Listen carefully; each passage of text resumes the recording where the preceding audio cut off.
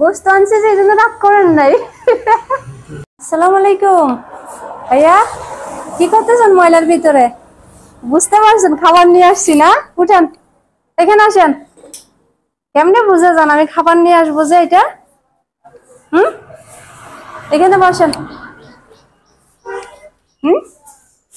আপনি কেমনে বুঝছেন যে আমি খাবার নিয়ে আসবো? কেমনে বুঝছেন?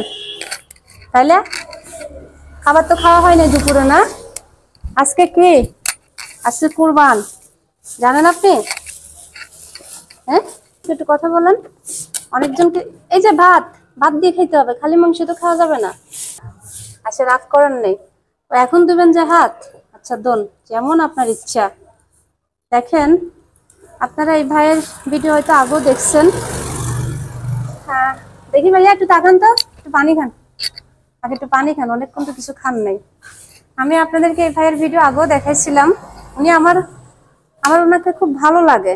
আমি আসতে অনেক দেরি হয়ে গেছে, কারণ আমার বাসা আর উনি যেখানে থাকে অনেকটা দূর, ধরেন না প্রায় আধা ঘন্টার 1 ঘন্টা এরকম লাগে আসতে।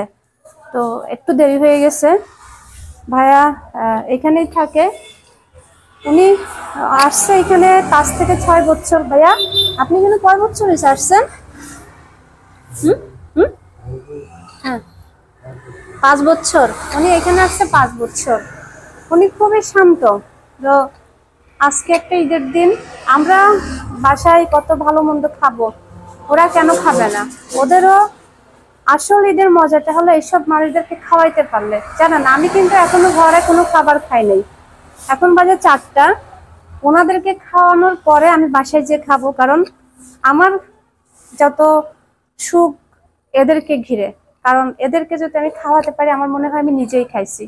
কারণ এরা যে খুব বড় অসহায়, এদের প্রতি সবাই একটু তাকাবেন, একটু দেখবেন। দেখেন, একটু খাবারের জন্য, একটু পানির জন্য ওরা তাকিয়ে থাকে। কখন আপনি একটু খাবার দিবেন, কখন সে খেতে পারবে। আমি আসার সাথে সাথে হাত বাড়াচ্ছে যে আমি খাবার আনছি মনে করছে, কিন্তু আমি তো পথে আরো 3জন ভাইকে খাবার খাওয়াই আসতে হয়েছে। উনি লাশ সীমানায়। তো এই আর কি, অনেক ক্ষুধার্ত ছিল ভাই আমার। মজা হয়েছে খাবার। আজকে কুরবান না? ওই ঈদে আপনাকে খাওয়াই গেছিলাম যে ঈদের দিন, আর এটা হলো কুরবানের খাবার। তাই না? পকেটে কি টাকা টুকা নাই? একদম নাই? টাকা একদম শেষ? সব শেষ? তাহলে টাকা লাগবে না? পানি খান। কত অসহায় একটি জীবন। পকেটে রাখি? পকেটে রাখবো? পকেট কি ছেঁড়া? না, কিছু খায়েন, আমি 2 দিন পর আবার আসবো, বুঝছেন? খান 2 দিন, আমি যদি সম্ভব হয় কালকে এসে ভাত দিয়ে যাবো আপনাকে, বুঝছেন? তাহলে আমি যাই। হ্যাঁ, আপনি খেয়ে নেন। এগুলো আমি নিয়ে যাব। আজকে কুরবানের দিন আমার সার্থক। আমার মনে হয় যে আসলে আমি মানসিকভাবে খুবই তৃপ্তি পেলাম, যে এই যে অসহায় কিছু পরিবার, অসহায় কিছু চেহারা, যাদের একটু হাসি ফোটাতে পারছি।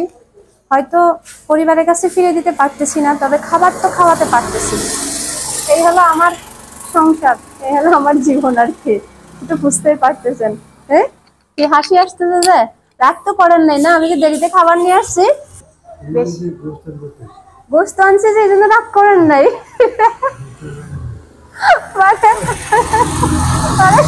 আমি গোস্ত আনছি বলে রাগ করেন নাই, গোস্ত না আনলে রাগ করতেন? হাই হাই, এটা কি বলেন? তাহলে গোস্ত আনলে রাগ হবেন না। অনেক দেরি হয়ে গেছে না খাবার খেতে। কত হাসি! মানে বলতেছে আমি গোস্ত নিয়ে আসছি বলে উনি রাগ করে নাই, তাহলে রাগ হতো। জীবন। ঠিক আছে তাহলে, হ্যাঁ খান। আমি কালকে দেখি ভাত নিয়ে আসবো দুপুরে। হ্যাঁ, আবার আসবো তো, আমি আসি না সবসময় আপনার।